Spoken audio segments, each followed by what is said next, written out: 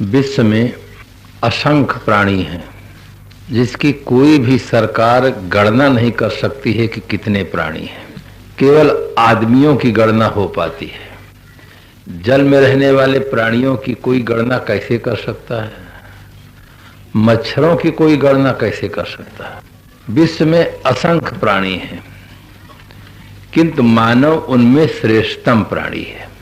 मनुष्य के जीवन में जो विकास हुआ है, जो उसे स्वतंत्रता उपलब्ध है, जिसके आधार पर वो अपना विकास कर रहा है, उसके आधार पर वो अपना जीवन भी जीता है।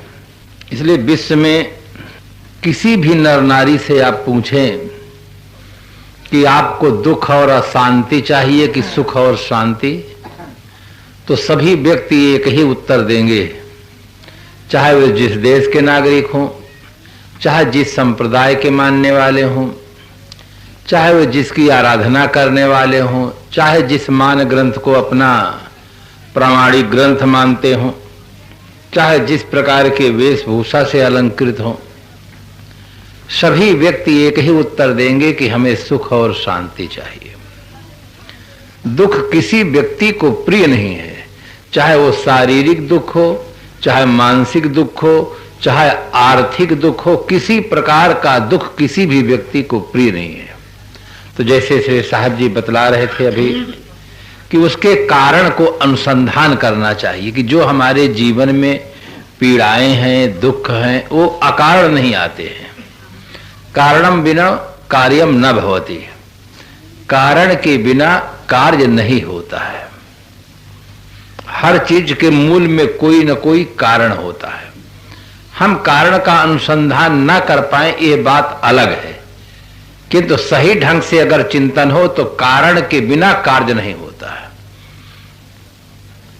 सोना है, गहना हमें बनवाना है, अब मूल में अगर सोना ना हो तो सोना के बिना सोना का गहना नहीं बन सकता है, चांदी के बिना चांदी का गहना नहीं बन सकता है, मिट्टी के बिना मिट्टी का घड़ा नहीं बन सकता है। कार्य के पहले कारण का होना आवश्यक होता है। तो दुख किसी भी व्यक्ति को प्रिय नहीं है। दुख का मूल कारण क्या है, उस पर हम चिंतन नहीं करते हैं। मनीषियों ने चिंतन किया और कहा तस्य हेतुर अविद्या। दुख का मूल कारण है अविद्या, अज्ञान। किंतु यह बात समझ में कम लोगों को आई, उसको मिटाने का प्रयास लोग नहीं किए, दूसरा कुछ करने लगे। जैसे एक भक्त जी थे, एक बहुत सुंदर कुआं बनवाए, मीठा जल निकला। उनके मन में अगाध श्रद्धा है कि चलो हम अपने गुरुदेव के पास जाते हैं, गुरुदेव जी के द्वारा इसका उद्घाटन कराएं। आदमी जिस प्रकार का होता है उसी प्रकार से व्यक्ति का चुनाव करता है। एक राजनैतिक व्यक्ति होता है, वो किसी मिनिस्टर को बुला करके ऐसा करता है, और अगर सिनेमा का व्यक्ति हो तो उसी प्रकार से वो नेता नहीं अभिनेता को बुला करके अपना कार्यक्रम कराता है। भक्त थे, अपने गुरुदेव को याद किए, गुरुदेव के पास जाकर निवेदन किए कि गुरुदेव हम एक कुआं बनवाए हैं, खुदवाए हैं, बहुत मीठा जल निकला है, आपके द्वारा कल उसका उद्घाटन हो सुबह सुबह। उन्होंने कहा ठीक है, हम आ जाएंगे सुबह। स्वीकृत दे दिए। भक्तराज निवेदन करके सायंकाल घर पहुंचे ही थे, एक व्यक्ति आया और कहा भक्त जी आपके कुएं में दो कुत्ते लड़ते लड़ते दोनों कुत्ते कुएं में गिर गए। भक्त जी के मन में बड़ा दुख हुआ कि अभी मैं निवेदन करके गुरुदेव के पास से आया हूं कि कल कुएं का उद्घाटन हो और मेरे कुएं में दो कुत्ते गिर पड़े। सुबह होते ही भक्तराज फिर गुरुदेव के आश्रम में पहुंचे, कहे गुरुदेव एक दिन के लिए उद्घाटन की तिथि आप बढ़ाने की कृपा करें। उन्होंने कहा क्या हो गया, रात भर में इतना बड़ा परिवर्तन क्यों करते हो?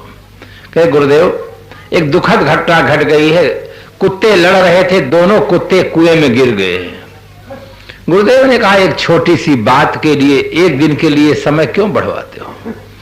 जाओ कुत्तों को निकाल देना, कुछ पानी निकाल देना और उसमें गंगा जल डाल देना, बस उद्घाटन हो जाएगा। भक्तराज सुनकर बहुत खुश हुए। बहुत खुशी उनके मन में हुई कि गुरुदेव जी कितना सरल समाधान बता दिए। घर आए, जल्दी जल्दी में कुत्ते को निकालना तो भूल गए, पानी निकाले और उसमें गंगा जल डाले, और जब गुरुदेव आए पानी निकालते हैं तो उससे दुर्गंध आ रही थी। गुरुदेव ने पूछा, कुत्ते निकाले हो? कहे, ये तो महाराज मैं भूल ही गया हूं, पानी निकाला हूं और गंगा जल डाला हूं। महाराज जी ने कहा कि मूल समस्या तो अपनी जगह पर है, जिसके कारण से पानी खराब हुआ है उन कुत्तों को तो निकालने को आप भूल ही गए हैं। पानी निकाल रहे हैं और गंगा जल डाल रहे हैं। जैसे वे भक्त जी अपने जीवन में भूल किए, ऐसे लगता है अनेक लोग अपने जीवन में भूल करते हैं। अंतःकरण रूपी कुएं में राग द्वेष रूपी दो कुत्ते पड़े हुए हैं, लोग उनको नहीं निकालते हैं, गंगा जल डालते हैं। गंगा जल डालना, मंत्रों का जाप करना, हवन करना, संध्या करना, तर्पण करना, नमाज पढ़ना, हज करना, प्रार्थना करना, ये गंगा जल डालना है।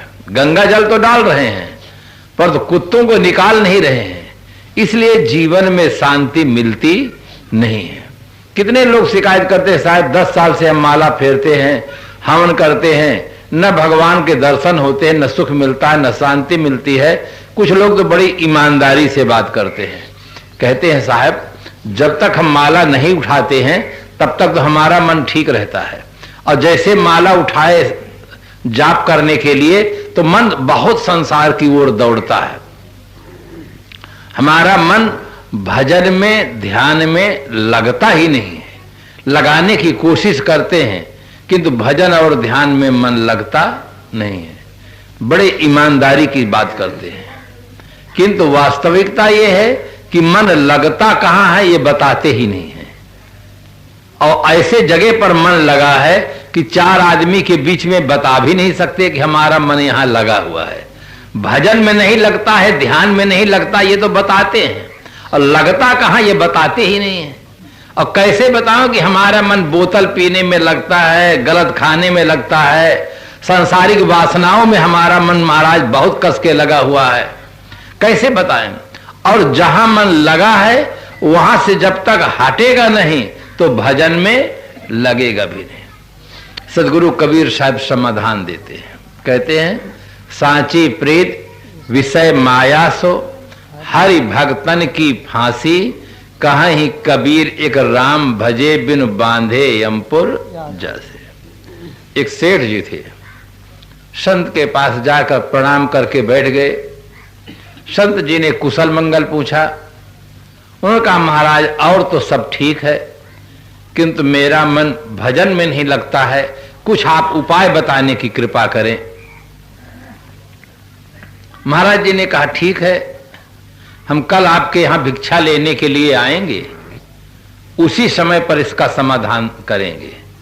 सेठ जी बहुत खुश हुए कि इतने त्यागी तपस्वी महात्मा लोग बार बार निवेदन करते हैं तब कहीं स्वीकार करते हैं।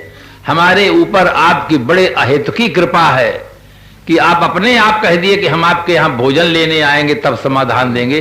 सेठ जी बहुत खुश हुए, वापस घर जाते हैं, सेठानी जी को बताते हैं कि कल गुरुदेव आएंगे भिक्षा लेने के लिए, मेरे जीवन की जो सबसे बड़ी समस्या है उसका समाधान देने की कृपा करने के लिए कहें।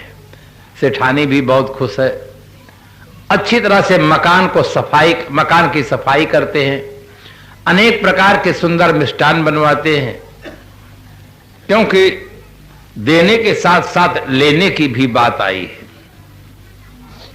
महाराज जी सुबह होते स्नान करके जब चलने का समय हुआ भिक्षा पात्र अपना लेते हैं, कमंडल लेते हैं, उसमें कंकड़ पत्थर कीचड़ से पूरा भर देते हैं और उस पात्र को लेकर चलते हैं। सेठ जी के यहाँ पहुंचते हैं, सेठ जी प्रणाम करते हैं, आसन देते हैं। कुछ देर के पश्चात निवेदन करते हैं कि भगवान भोजन बनकर तैयार है, आप आज्ञा दे तो मैं भोजन लाऊं। उनका ठीक है लाइए। बहुत सुंदर खीर बनाए थे, ला करके जैसे महाराज जी कमंडल आगे बढ़ा देते कि डालो इसमें। अब सेठ जी के हाथ तो वहीं रुक जाते हैं, कमंडल पूरा भरा हुआ है, पत्थर से कीचड़ से भरा हुआ है। महाराज जी ने कहा संदेह न करो सेठ जी, इसे में डाल दो। अब सेठ जी तो आंख है, जैसे साहब कहे कि अभी कि आदमी के पास आंख नहीं है, दूसरे के आंख से देखते हैं। अभिनेता जो कुछ कह दे वो सब सामान बिक जाता है। आदमी अपनी आंख से देखता नहीं, विचार नहीं करता है कि वास्तविकता क्या है। ये तो लाखों रुपया लेकर के इस प्रकार से बोतल लेकर खड़े हो जाते हैं, हमको क्या मिलता है? हमको तो यही बता देंगे कि ये बहुत बढ़िया चीज है, हम उसकी परख नहीं करते हैं, उन पर विश्वास कर लेते हैं। महात्मा जी बार बार कहते सेठ जी आप संदेह क्या करते हो, डालो। सेठ जी की आंख है, देखते हैं कितनी सुंदर खीर बनी जिससे सुगंध आ रही है, अगर इसमें हम डालेंगे तो ये तो पूरा भरा है, सब नीचे गिर जाएगा। वो कहते हैं भगवान इस कमंडल को पहले हमें देने की कृपा करें, हम इसको पहले साफ करेंगे। महाराज जी कमंडल दे देते हैं। कमंडल को अच्छी तरह से सेठ ले करके साफ करते हैं। जो पत्थर है, कीचड़ है, उसको निकालते हैं, पानी से धोते हैं, पाउडर डाल करके उसको अच्छी तरह से मांझ धोकर जब साफ कर देते हैं, महाराज जी के हाथों में सौंप देते हैं, तब सेठ जी अपना खीर डालते हैं। महाराज जी खीर लेकर के तुरंत आश्रम की ओर चल देते हैं। सेठ जी दौड़ करके खड़े हो जाते हैं आगे। भगवान आप कल कहे थे, शायद भूल गए हैं, आप कहे थे कि जब भिक्षा लेने के लिए आएंगे तो तुम्हारी समस्या का समाधान करेंगे। मेरा मन महाराज भजन में नहीं लगता, मेरी मूल समस्या यही है, आप उसको समाधान देने की कृपा करें। महाराज जी ने कहा मैं तो प्रैक्टिकल समाधान कर दिया हूं। कहे भगवान मैं कुछ समझा नहीं हूं। कहे तुम तो बहुत समझदार आदमी हो, देखो तुम अपनी छोटी सी कीमत की खीर और उस मेरे पात्र में नहीं डाले हो, क्योंकि पात्र पूरा भरा हुआ है।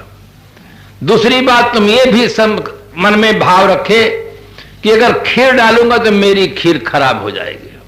पहले मेरे हाथ से पात्र को ले लिए, पात्र को अच्छी तरह से साफ कर लिए, फिर खीर डाले हो। इसी प्रकार से तुम्हारे मन रूपी पात्र में सांसारिक वासनाओं का जो कीचड़ भरा हुआ है, इसी के कारण से तुम्हारा मन भजन में नहीं लगता है। अगर तुम उसको धो डालो, साफ करो, तो तुम्हारा मन भजन में लग जाएगा। कितना सरल, कितना व्यवहारिक समाधान है। जो हमारा मन भजन में, ध्यान में नहीं लगता है, लोग कहते हैं महाराज हम माला फेरते हैं, मंत्रों का जाप करते हैं, 5 नामों का जाप करते हैं, किंतु हमारा ध्यान लगता नहीं है। तो ध्यान तो कहीं अलग लगा हुआ है, सांसारिक वासनाओं में लगा हुआ है, इसी कारण से वहां ध्यान नहीं लगता है। अगर वहां से हमारा चित्त निर्मल हो जाए, साफ हो जाए, तो हर आदमी भजन कर सकता है, हर आदमी का मन सत्संग में लग सकता है, ध्यान में लग सकता है। सदगुरु कबीर साहब ने बीजक में कहा, एक साधे सब साधिया, सब साधे एक जाए, जैसे सींचे मूल को फूले फले अगार। वृक्ष के मूल में हम पानी देते हैं, पूरा वृक्ष हरा भरा रहता है। कोई आदमी ऐसा नहीं है जो डगाली में पानी दे, पत्ता में पानी दे। आप लोग किसान हैं, धान की खेती करते हैं, नीचे ही पानी देते हैं खेत में, मूल में पानी जाता है, कितना धान होता है। अगर एक एक पत्ता को सींचने लग जाए, संभव ही नहीं है। एक एक पत्ता को सींचे तो कुछ होगा भी नहीं। इसी प्रकार से जीवन के मूल में यह मन है। मन को साध लेने पर फिर पूरा जीवन सज जाता है। सदगुरु कबीर साहब ने और भी कहा, हिंदू व्रत एकादश साधे, दूध सिंघारा सेती, अन्न को त्यागे मन को न हटके, पारण करें सगौती, तुर्क रोजा नमाज गुजारे, बिस्मिल बांग पुकारे, इनको वैस कहां से हो जो सांझे मुर्गी मारे। ऐसा लगता है सदगुरु कबीर साहब के शरीर में पूरी आंख ही आंख थी। हर जगह जहां जो कुछ देखते हैं उसको बहुत बारीकी से साहब देखे, उसको अच्छी तरह से परखे कि एक तरफ तो लोग एकादशी का व्रत रहते हैं, जीवन उपयोगी अन्न को छोड़ देते हैं। अन्न को छोड़े, मन को न हटके, परंतु उस दिन भी बीड़ी नहीं छोड़ते, चाय नहीं छोड़ते, झूठ बोलना नहीं छोड़ते, बेईमानी करना नहीं छोड़ते। कम से कम एक दिन तो अच्छा जीवन जियो। जिस दिन एकादशी समझो उस दिन आप केवल पानी पी करके रहें, कोई चीज न लें और कोई गलत काम न करें। जो करें सब अच्छा काम करें, समाज की सेवा का काम करें, पुण्य कर्म करें।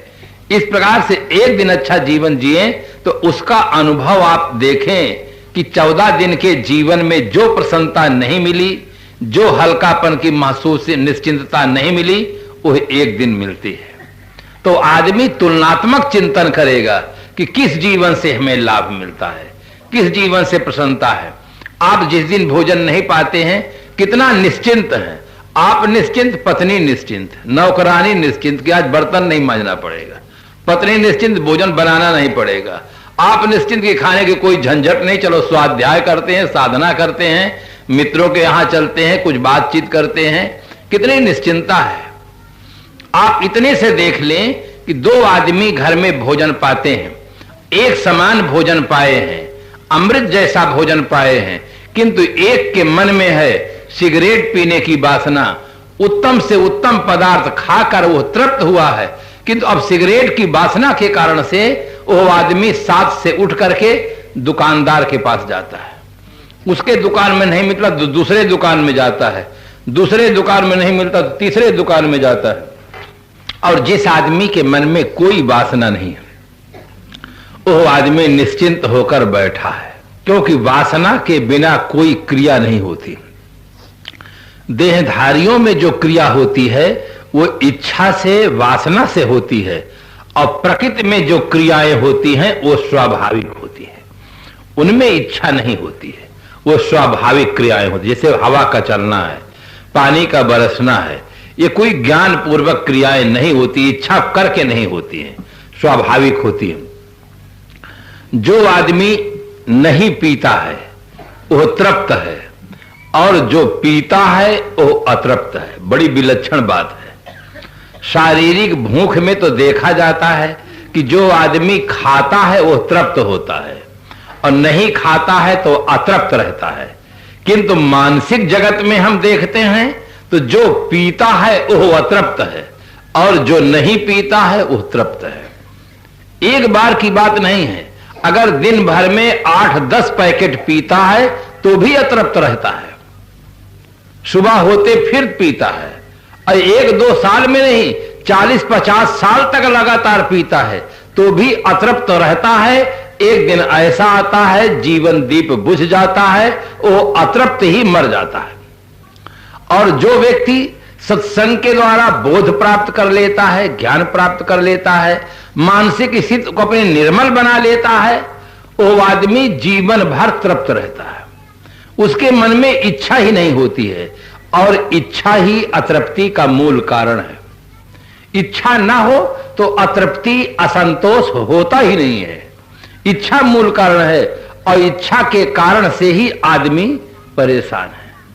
तो जो हम तुलनात्मक चिंतन करते हैं तब हमें पता चलता है कि जो त्यागमय जीवन है, साधनामय जीवन है, ये जीवन निश्चिंतता का जीवन है, निर्द्वंद्वता का जीवन है, तृप्ति का जीवन है, शांति का जीवन है। और जो इसके विपरीत चिंतन है, राग का जो चिंतन है, भोग का जो चिंतन है, वो अतृप्ति का है, अशांति का है, और सारे दुख का मूल कारण भी वही आता है। प्रैक्टिकल में एक विद्यालय था, उसमें जो निरीक्षक महोदय आने वाले थे बड़े सन की प्रकृति के थे। शिक्षक बंधुगण उनके स्वभाव से परिचित थे कि आदमी बड़ा विलक्षण है। तो गणित का अध्यापक नहीं चाहता था कि हमारे क्लास के समय पर यह व्यक्ति निरीक्षण करने आवे। इंग्लिश का अध्यापक टीचर नहीं चाहता था कि हमारे क्लास के समय यह निरीक्षक पहुंचे, क्योंकि इनमें नंबर मिलते तो पूरे मिलते हैं, कट जाते तो पूरे कट जाते हैं। संजोग ऐसा बना कि जब वो निरीक्षक महोदय आए उस समय पर गणित का ही क्लास चल रहा था। आए, सब स्वागत किए उनका, पूछे कौन पीरियड चल रहा है, कहे गणित चल रहा है। वो कहे एक हिसाब लिखो, एक प्रश्न बोल दिए कि एक गाड़ी दिल्ली से कलकत्ता के लिए रवाना होती है, 60 किलोमीटर प्रति घंटे की रफ्तार से चलती है, तो बताओ मेरी उम्र कितने साल की है, क्योंकि उनकी प्रकृति सन की प्रकृति के आदमी थे। अब अगर कहते कि एक गाड़ी दिल्ली से कलकत्ता के लिए रवाना होती है, 60 किलोमीटर प्रति घंटा की रफ्तार से चलती है और उसे पहुंचने में 10 घंटे का समय लगता है, तो उसकी दूरी बताओ। तो गणित का छात्र तुरंत लगा लेता, 60 गुणे 10 बराबर 600 किलोमीटर दूरी है। अगर वो दूरी बता देते कि 600 किलोमीटर दूरी है और 60 किलोमीटर प्रति घंटा की रफ्तार से गाड़ी चलती है, तो बताइए उसको पहुंचने में कितना समय लगेगा। तो भी विद्यार्थी निकाल लेते कि 10 घंटा समय लगेगा। ये जो सद्गुण होते हैं, ये सद्गुण ही आदमी को सुख प्रदान करते हैं। धन से व्यक्ति जीवन उपयोगी चीजों को प्राप्त कर लेता है, किंतु सद्गुणों के बिना मानसिक तृप्ति शांति नहीं मिल पाता है। इसलिए दोनों दिशा में व्यक्ति को परिश्रम करना चाहिए। हम धनार्जन भी करें, साथ साथ हमारा जीवन सद्गुणों से सुवासित रहे, इसके लिए अच्छी संगत करें, अच्छे ग्रंथों का अध्ययन करें, स्वस्थ वातावरण में रहें, कुसंग से बहुत दूर रहें। अगर इन सब सामग्रियों को लेकर हम जीवन जीते हैं तो सचमुच हमारा जीवन आदर्श जीवन बनता है। आज जो भक्त हैं, सज्जन हैं, सती साध्वी देवियां हैं, अपने मर्यादा के अनुकूल जीवन जी रही हैं, लोक में उनकी प्रशंसा हो रही है, तो उसमें मूल कारण क्या है? मूल कारण है वो सद्गुण। मंदिरों में जिन देव देवियों की मूर्तियां बनाकर हम श्रद्धा सुमन समर्पित करते हैं, उनके जीवन का भी मूल कारण यही है। उनके जीवन में जो दैवी गुण हैं, उन गुणों के नाते ही वे देवी और देवता कहलाए, और उन गुणों के नाते ही वे हजारों साल हो गए उनके शरीर छूटे, आज भी लोगों को दिलों में बसे हुए हैं।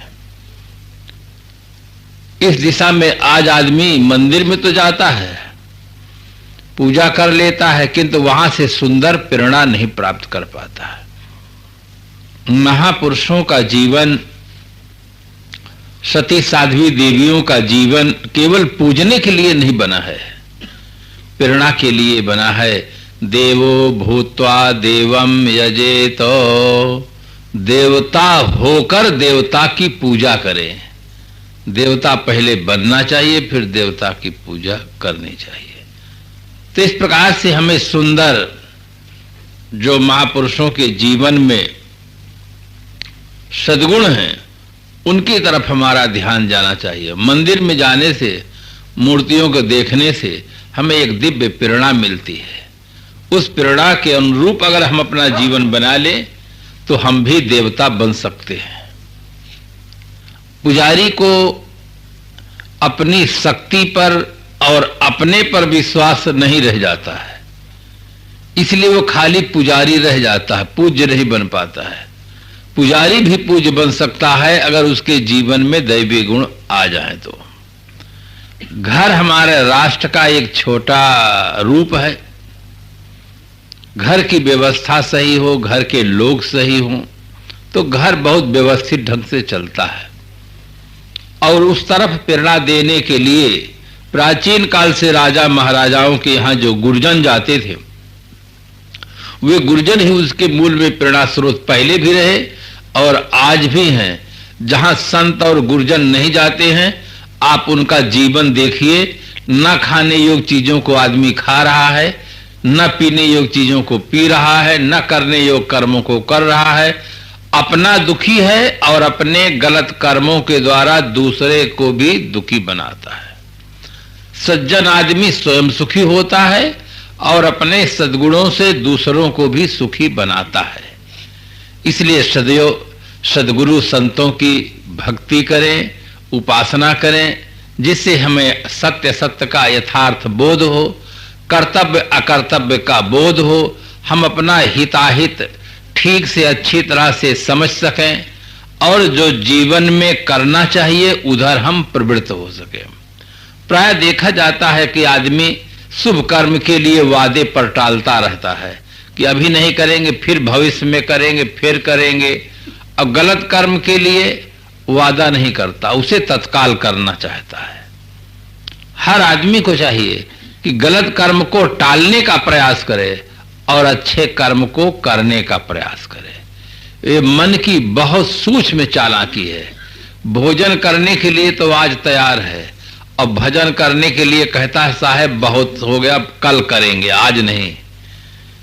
अच्छे अच्छे कोई सत्संग में जाने को तो कहे साहब बंद करो, बहुत नींद आती है। और टीवी में कोई सीरियल आ जाए, अब विशेष करके वो लोग उसको घोषणा कर दें तो कहे सोना तो रोज रोज है, ये रोज सीरियल थोड़ा आएगा। तो फिर रोज रोज सोना तो है, पर सीरियल देखने के लिए रात में बैठेंगे तो 12 बजे तक, 3 बजे तक बैठे रह जाएंगे, देखते रह जाएंगे। ये मन की बहुत चालाकी है। सदगुरु श्री विशाल साहब जी ने बयान में कहा, ठेका तुम्हार भुलावे का, हम जानी तुम्हार चालाकी मन। हे मन, हम तुम्हारी चालाकी को अच्छी तरह से जानते हैं, तो ये मन धोखा न दे। मन से हम सावधान रहें, भजन भक्ति करें, सत्कर्म करें। यही वास्तव में हमारे लोक में परलोक में रक्षा करते हैं। जो बाहरी प्राणी और पदार्थ हैं ये तभी तक रक्षा करते हैं जब तक हमारी आंखें खुली रहती हैं। और एक दिन ऐसा आता है कि आंखें सदा के लिए बंद हो जाती हैं। उस दिन प्राणी और पदार्थ काम नहीं देते हैं। अपने जीवन में जो धर्म किया गया है, पुण्य कर्म किए गए हैं, यही हमारे रक्षा करते हैं। इसलिए सदैव धर्म का पालन करना चाहिए, जिससे हम लोक में भी सुखी रहें, परलोक में भी सुखी रहें। सभी व्यक्तियों का जन्म गृहस्थ आश्रम में होता है। गृहस्थ आश्रम सबका मूल है। यहाँ यदि हमें ठीक से शिक्षा और दीक्षा मिले, दोनों का योग मिल जाए, तो व्यक्ति बहुत सुंदर जीवन जीता है। जीवन तो सभी लोग जीते हैं। जो स्वतंत्रता पूर्वक अपने घर में रहते हैं वो भी जीते हैं। जो जेल में बंद है वो सीने में सीने को जो सीना नहीं जानता, गर सांच पूछिए मुझसे तो जीना नहीं जानता। आज का आदमी बहुत कुछ जाना है, बहुत कुछ पाया है, किंतु जीने की कला न जानने के कारण से जीवन वरदान नहीं बन पा रहा है। वो जीने की कला सीखना चाहिए कि हमें कैसे जीवन जीना चाहिए। धर्म है जीवन जीने की कला। धर्म के संबंध में आज के युग में अनेक तरह के प्रश्न उठाए जा रहे हैं, किंतु धर्म के वास्तविक स्वरूप को समझने का प्रयास कम किया गया है। धर्म पदार्थ के स्वभाव का नाम धर्म है। जैसे अग्नि एक पदार्थ है, उसका स्वभाव है उष्णता प्रदान करना, प्रकाश प्रदान करना। इसी प्रकार से शरीर में चेतना है, जीव है, उसका धर्म है जानना। कोई मनीषी इस धर्म का खंडन कैसे कर सकता है? क्या कोई ये भी कह सकता है कि अग्नि शीतल होती है? क्या ये भी कोई कह सकता है कि जड़ में ज्ञान होता है? इसलिए धर्म का कभी भी कोई व्यक्ति खंडन नहीं कर सकता। धर्म का व्यवहारिक स्वरूप आ जाता है मानवता। ज्ञान के अनुसार आचरण करना धर्म और इसके विपरीत आचरण करना अधर्म। दुनिया के किसी भी नर नारी से आप पूछें कि एक आदमी है, उसका कपड़ा गिलवे रंग में है, तिलक माथे में है और माला हाथ में है, किंतु वह आदमी चोरी में पकड़ा गया है, तो आप बताएं वह आदमी धार्मिक है या अधार्मिक? सभी व्यक्ति बिल्कुल साफ उत्तर देंगे कि वह आदमी धार्मिक नहीं है, अधार्मिक है। अधर्म का स्वरूप है दुराचरण और धर्म का स्वरूप है सदाचरण। कोई आदमी मंदिर में जाता है कि नहीं जाता है, मस्जिद में जाता है कि नहीं जाता है, किसी ग्रंथ को स्वतः प्रमाण मानता है कि नहीं मानता है, ईश्वर देवी देवता अवतार परमात्मा को मानता है कि नहीं मानता है। यदि वो आदमी सदाचरण से जीवन जीता है तो हर आदमी कहेगा कि आदमी बहुत सज्जन आदमी है, बहुत धार्मिक प्रवृत्ति का आदमी है। और कोई आदमी मंदिर मस्जिद में भी जाता हो, इन सारे चीजों को भी मानता हो, किंतु उसका जीवन भर अच्छा ना हो तो कोई भी आदमी उसे धार्मिक नहीं कर सकता। इसीलिए गोस्वामी जी ने भी मजाक उड़ाया और व्यंग किया कि वंचक भक्त कहाय राम के, किंकर कंचन को काम के, लख सुबेश जग पूज बंचक जेऊ, भेष प्रताप पूजियो तेऊ, उघरे अंत न होय निबाहु, काल नेम जिमि रावण राहु। शास्त्रों में शास्त्रकारों ने लिखा कि आचारहीनम न पुनन्ति वेदाः। इसलिए जो मूल धर्म है उस सब का एक है, मन वाणी कर्म की पवित्रता। एक शब्द में कहें तो सदाचरण। इसी के लिए हमारे पूर्वजों ने बहुत ज्यादा बल दिया है। जहां धर्म के 10 लक्षण बताए गए हैं, वहां धृति, क्षमा, दमो, स्तेयम, शौच, इंद्रिय निग्रह, धीर, विद्या, सत्यम, क्रोधो, दशकम धर्म लक्षणम। ये सभी लक्षण ऐसे हैं जिस पर एक भी व्यक्ति इंकलाब नहीं कर सकता है कि जीवन में इसकी हमें जरूरत नहीं है। आप मंदिर के संबंध में कह सकते हैं कि हमें मंदिर की जरूरत नहीं है, कोई मस्जिद के संबंध में कह सकता है, कोई गिरजाघर के संबंध में कह सकता है,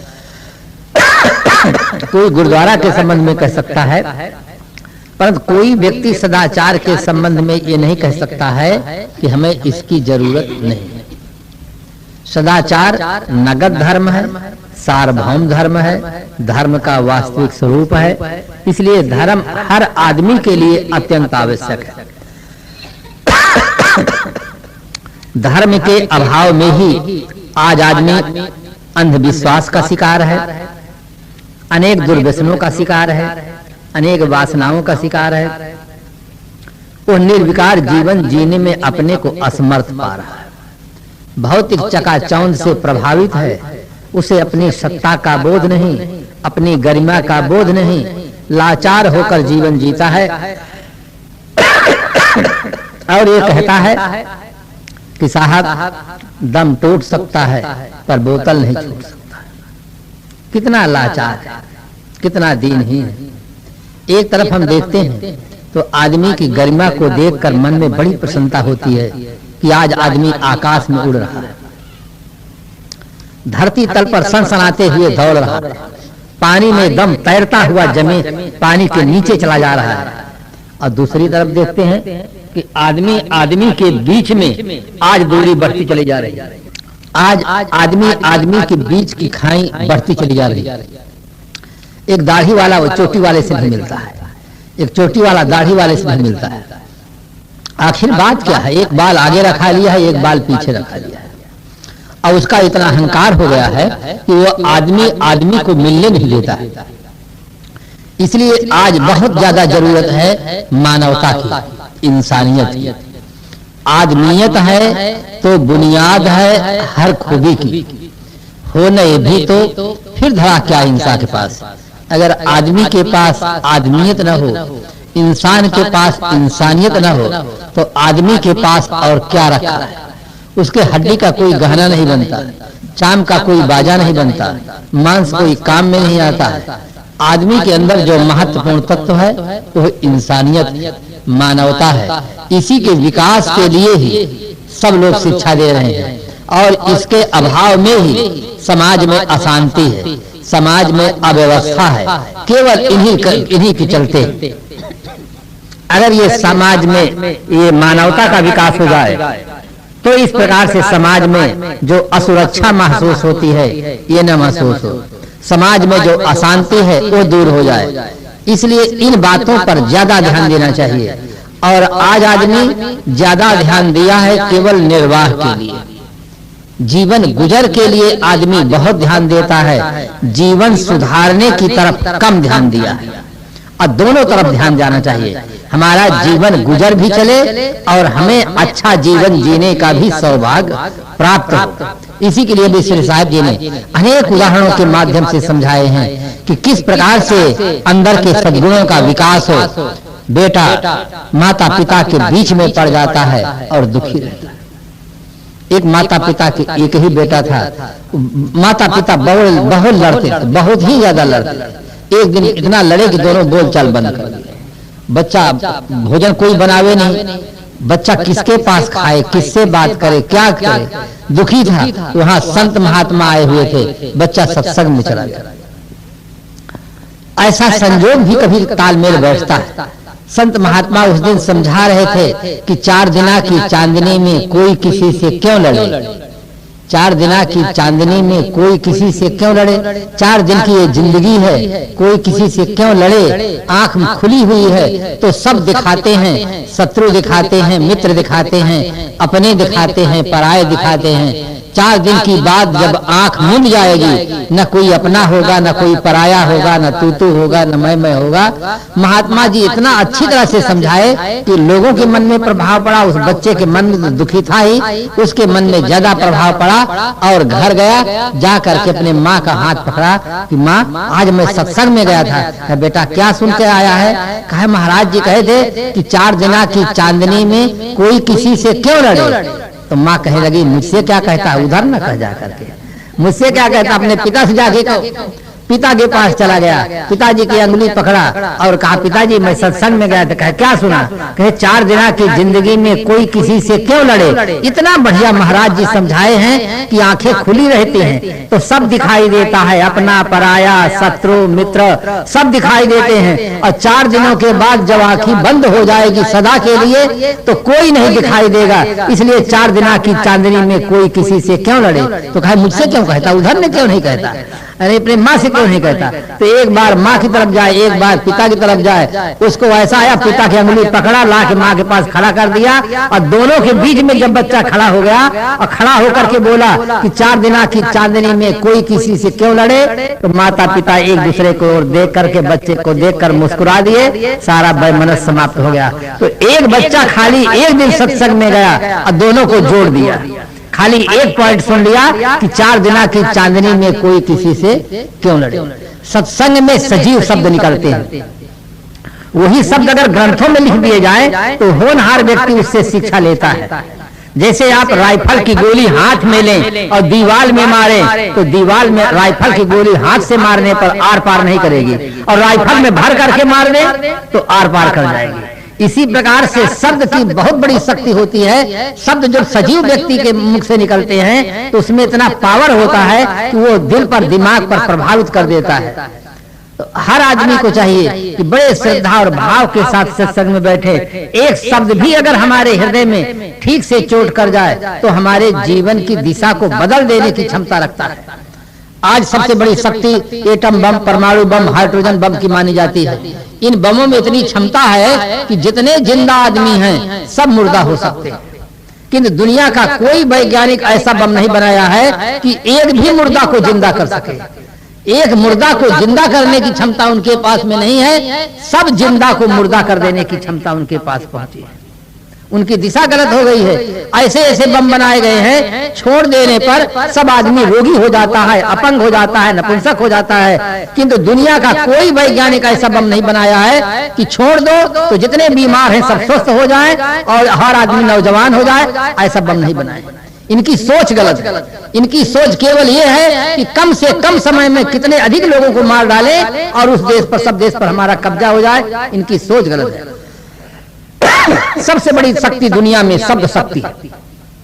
शब्द शक्ति में इतनी बड़ी शक्ति है कि आदमी जिंदा रहता है और आदमी की गलत विचारधारा समाप्त हो जाती है और आदमी सज्जन बन जाता है, धर्मात्मा बन जाता है, शराब पीना छोड़ देता है, मांस खाना छोड़ देता है, सदा के लिए सारे दुष्कृत्यों को छोड़कर साधनाशील जीवन जीने के लिए तैयार हो जाता है। वो शक्ति है शब्द शक्ति। गोस्वामी जी की पत्नी ने हिम्मत किया और प्रयोग किया।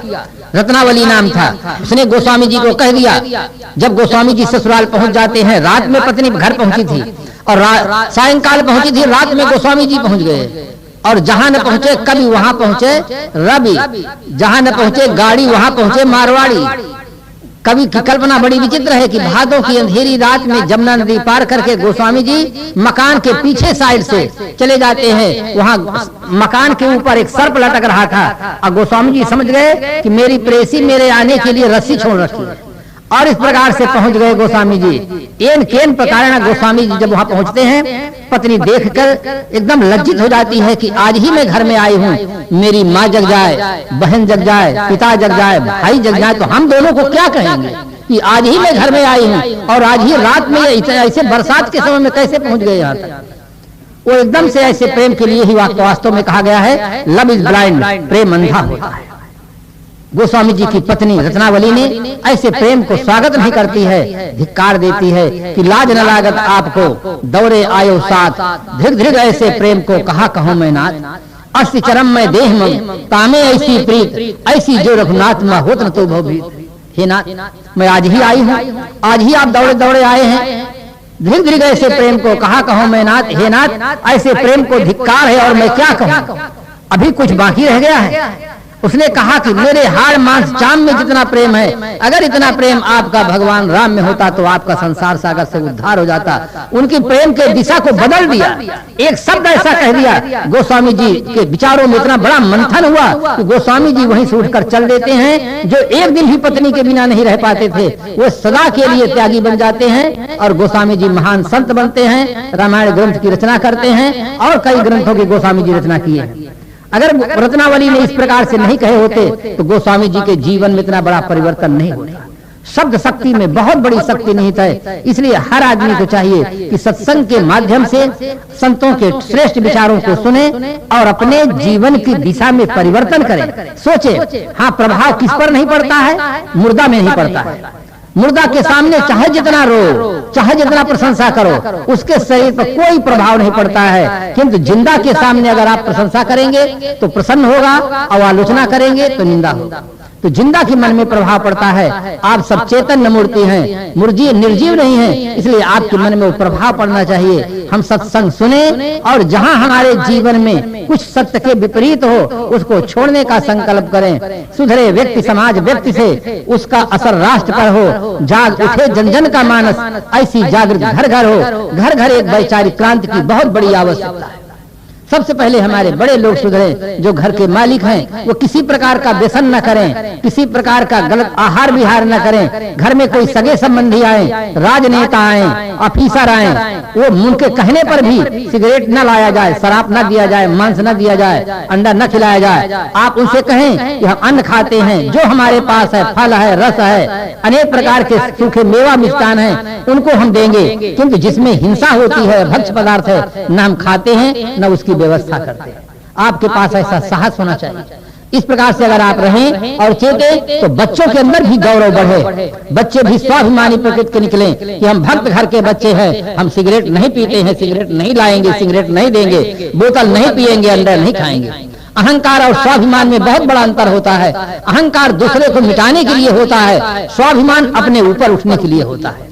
इसलिए हर आदमी के अंदर स्वाभिमान जगना चाहिए कि हम भक्त हैं, कभी भी अभक्ष पदार्थों का सेवन नहीं करते हैं। चाहे आप मिनिस्टरों के यहाँ जाएं, चाहे सगे संबंधियों में जाएं, चाहे किसी ऑफिसरों की पार्टी में जाएं, अगर सब लोग शराब पीते हैं, आप एक तरफ हट जाइए, पानी पी लीजिए और चले आइए। किंतु ऐसा नहीं कि गंगा में गंगा दास, जमुना में जमुना दास, अपना कोई महत्व नहीं है। इस प्रकार से आदमी के अंदर गौरव होना चाहिए और सदगुरु कबीर साहब के विचारों को अच्छी तरह से मनन और चिंतन करना चाहिए। उनका जो दर्शन पक्ष है इतना सशक्त है कि संसार में अनेक संप्रदाय हैं, किंतु उनके दर्शन के सामने अगर प्रश्न उपस्थित कर दिया जाए तो वहां कोई संतोषजनक उत्तर नहीं मिलता है। किंतु हमारा उस तरफ चिंतन नहीं होता है, इसलिए हमें अपने संप्रदाय पर, अपने सिद्धांत पर गौरव नहीं होता है। अगर आप ठीक से बीजक का चिंतन करें, मनन करें, तो उस तत्व का बोध सदगुरु कबीर साहब ने समीक्षा किया। अवतारवाद, ईश्वरवाद, ब्रह्मवाद, भौतिकवाद, जितने वादों थे सबकी समीक्षा बीजक ग्रंथ में है। अगर हम निष्पक्ष होकर अध्ययन करें तो हम इन समीक्षाओं से बोध प्राप्त कर सकते हैं और सारे अंधविश्वास से, चमत्कारों से ऊपर उठ करके सत्यनिष्ठ जीवन जी सकते हैं और अपने जीवन को सार्थक बना सकते हैं। हमारी घड़ी बहुत आगे चली गई है। यद्यप कहा गया है घड़ी देखते हर घड़ी, घड़ी न जाना कोई, घड़ी देख को कह सका कौन घड़ी क्या हो। कौन घड़ी क्या हो, घड़ी की चाल बिरानी, दुनिया ने सब जान लिया पर घड़ी न जानी। कहें मड़वैया जैन घड़ी एक व्यर्थ न जाए, कौन घड़ी में घड़ी पता कैसी आ जाए। हमें और आपको जो जीवन घड़ी मिली है, इस जीवन घड़ी का आदर करें और अपने जीवन को सफल बनाएं। कार्यक्रम के आयोजक बंधुओं को, श्रोतक बंधुओं को, देवियों को, माताओं को, सबको साध समाज की ओर से हम बहुत बहुत धन्यवाद देते हैं कि आप लोगों को समय कम मिला। ये समय तो दूसरी जगह के लिए था, किंतु आपका ऐसा सौभाग्य था, आपका ऐसा पुरुषार्थ था कि जिसके कारण से आपको समय मिला और यहाँ संत समाज सब उपस्थित हुआ। आप लोग सुने, ऐसे मन में भावना रहे कि हमें प्रेरणा मिलती रहे, हमारे बच्चों को जो होने वाले राष्ट्र के भावी कर्णधार हैं, इनको सही दिशा मिले, जिससे हमारा और समाज का ठीक से विकास हो। अनेक गुरुजन हैं, अनेक मान ग्रंथ हैं, इसलिए उनके मान्यताओं में, विचारों में भिन्नता का होना बहुत कुछ स्वाभाविक है, क्योंकि विश्व बहुत विशाल है। विश्व विभिन्न विचारों का केंद्र है। जैसे पाश्चात्य मनोवैज्ञानिक टेंसले ने लिखा है कि यह बात उतनी सही नहीं है कि ईश्वर ने मनुष्य को बनाया है, जितनी यह बात सही है कि मनुष्य ने ईश्वर को बनाया है। अब आप सोचें कि कितनी विरोधी बात है, भिन्न विचारधारा है। और इस बात लिखी कहाँ गई है? गीता में जो धर्मांक अंक निकला है, उसमें 640 प्रश्न नंबर पर यह बात लिखी गई।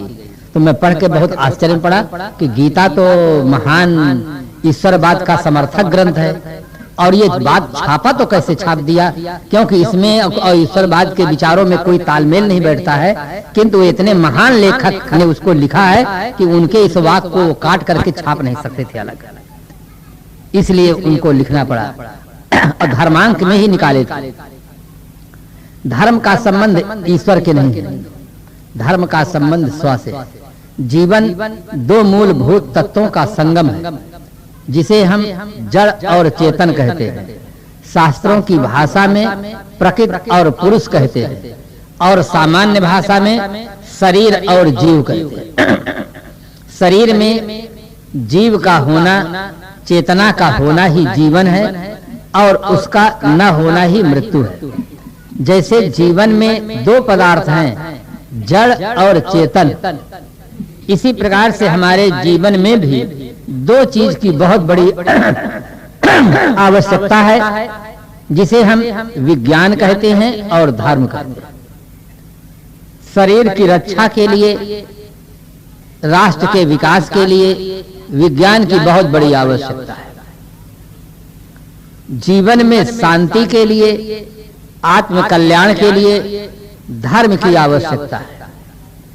विज्ञान दृश्यमान पदार्थों का अनुसंधान करता है कि ये पदार्थ क्या हैं, मिला देने से कौन सी शक्ति बन जाती है, ये विज्ञान का विषय है।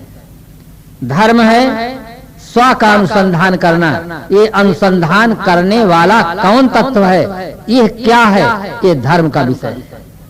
धर्म स्व से संबंधित है, विज्ञान पर से संबंधित है। विज्ञान दृश्यमान पदार्थों का अनुसंधान करता है, धर्म दृष्टा पदार्थ का अनुसंधान करता है।